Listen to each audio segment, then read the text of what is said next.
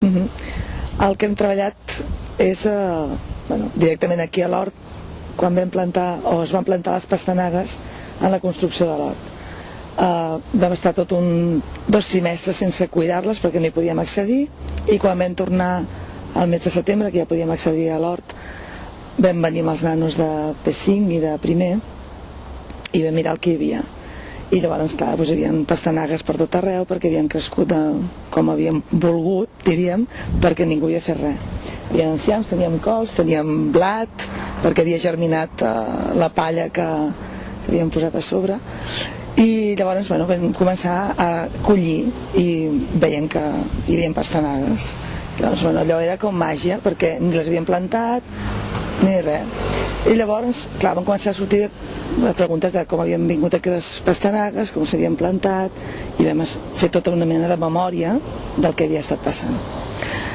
Llavors, a partir d'aquí vam veure que les pastanagues n'hi havia de molt gruixudes, com les que ells compren, i hi havia algunes que eren d'un ridícul espectacular.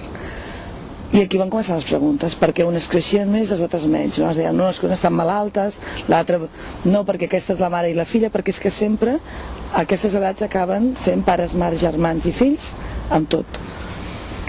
I al final, després de la conversa, no te la podria reproduir, però la vam anar dirigint cap a que vegessin que quan estan molt juntes no tenen espai per créixer.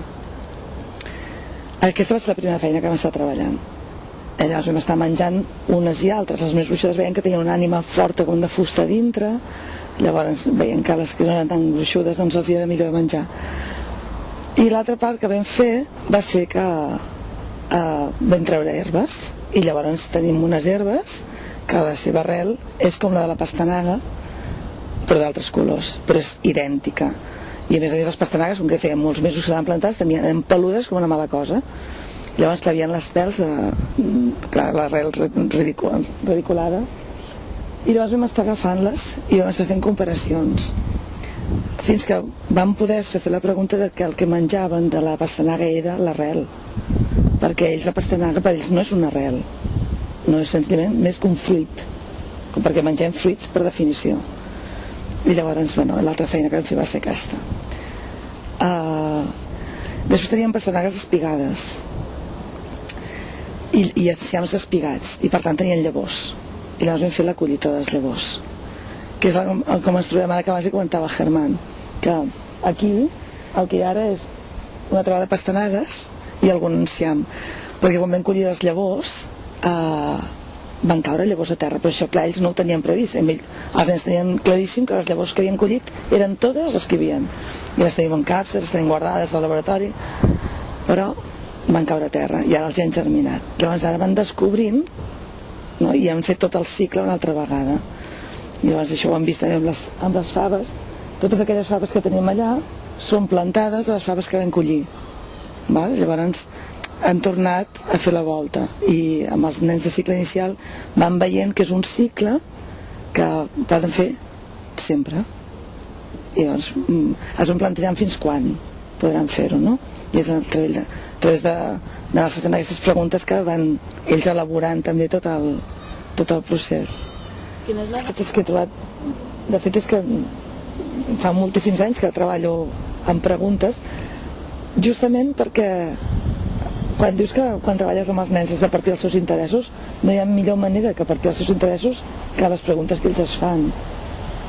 I el que passa que també és cert que quan comences a treballar així hi ha moltes vegades que et quedes que no saps cap on has de dirigir la conversa. Vull dir que com a mestre moltes vegades estàs molt insegur i costa.